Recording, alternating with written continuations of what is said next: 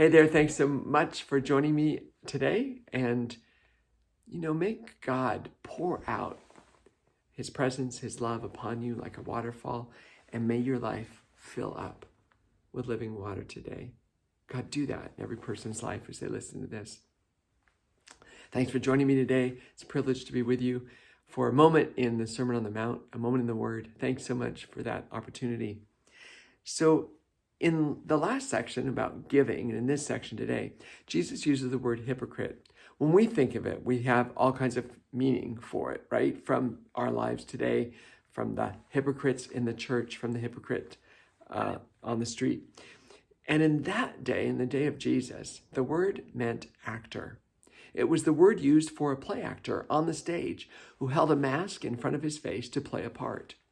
So when they heard it, they would have thought of it in that terminology. Now, Jesus is applying it to another place, which would have shocked and amazed his audience. Keep that in mind. So let's enter into the word today. Thank you so much for joining me again. Here's what Jesus said.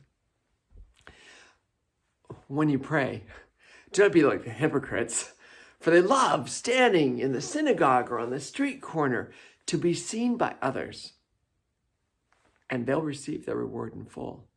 Or they've already received it.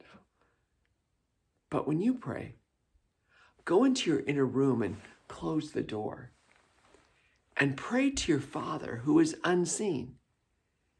And the Father who sees what is done in secret will reward you. And when you pray, do not babble on and on like the pagan who thinks he'll be heard for his many words. Do not be like them. But when you pray, say, Our Father, who art in heaven, hallowed be your name. Your kingdom come. Your will be done on earth as it is in heaven. Give us this day our daily bread, and forgive us our trespasses, as we forgive those who trespass against us. And lead us not into temptation, but deliver us from the evil one. For if you forgive others for their sins against you, your heavenly Father will also forgive you.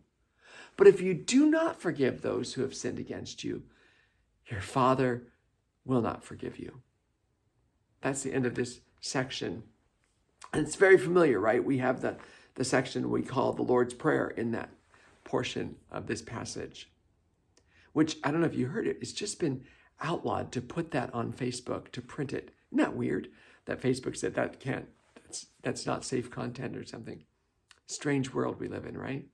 So in this beginning, Jesus said, when you pray. Now, considering he could have said, if you pray, it's interesting that he used the word when. What might we learn about Jesus? That he knew about people, or maybe that he knew that he expected of people by the language, when you pray. And he said to pray in a certain manner. Don't pray like the hypocrites, who he described them as loving to stand in the synagogue or on the street corner in order to be seen by others. So their motive there, we might learn about that hypocrite. The motive of the hypocrite clearly is to be seen and heard by people. So if their motive is to be seen and heard and they're saying prayers, their motive maybe isn't to be heard by God. Isn't that interesting? They're doing something in order for people to see it, but not so God hears it. Interesting that might be the case, and what might be the impact of their praying on the people around them? I mean, how might the others have looked at them? And is that maybe what Jesus meant by they have received their reward in full? He says, don't be like them. When you pray, to do something different. Remember what he said? To go where? Into your, and shut the door. And pray to your Father who is unseen. And the Father who sees what is done in secret will, did he say answer you? No. Isn't that interesting? Jesus said, will reward you. Isn't that fascinating? I mean, what we learn about Jesus, that he says that God will hear and reward you for praying. What might we learn about the character or efficacy of prayer? that God rewards those who do it. And then he says not to pray like the pagan who babbles with many words, for they think they'll be heard for all their words. Isn't that interesting? And says, do not be like them. Okay. But when you pray, and he gives this prayer, which is really a simple prayer, and he ends the prayer, which we understand the prayer, like the prayer is so powerful, right? So simple and so powerful. It's the prayer that is amazing and keeps working, right? He ends the prayer with those two statements about forgiveness. Now, of all the things Jesus could have emphasized from the prayer he's just given to his disciples and this crowd, he emphasized forgiveness. What might that tell us about what God knows about the human heart? That's the message Jesus gives at the end. And what might we learn about forgiveness? That somehow when we do not forgive, God cannot forgive. Isn't that a scary thought? If we do not, God cannot, will not, but cannot. If we do forgive, God will forgive. Powerful language. I guess that's what that little word as in the prayer refers to, right?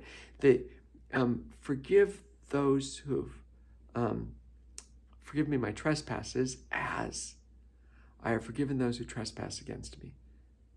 Forgive me my trespasses as, that little teeny word that means so much, right? God, forgive me as I forgave and forgiven others. I don't know for you, but for me, it continually reminds me of the deep need I have to keep the slate clean. So may you do so. Blessings on you today. May you have a blessed day. May you be filled up with the level of the fullness of Jesus. Bye now.